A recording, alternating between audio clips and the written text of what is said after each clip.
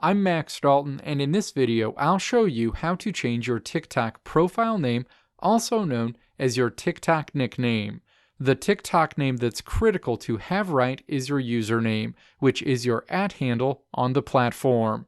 However, your profile name or nickname is also important and can be used to further reinforce who you are or the type of content people can find on your TikTok channel. You can change your TikTok profile name once every 7 days. Now let's walk through the steps to change your TikTok profile name or nickname.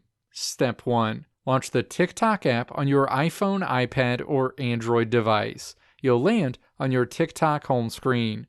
Step 2. Tap Profile. You'll land on your TikTok profile screen. Step 3. Tap Edit Profile. The Edit Profile screen is displayed. Step 4. Tap Name. Enter what you want to be your profile name on TikTok, and then tap Save. As a reminder, your TikTok nickname can't be longer than 30 characters, and you can only change it every 7 days.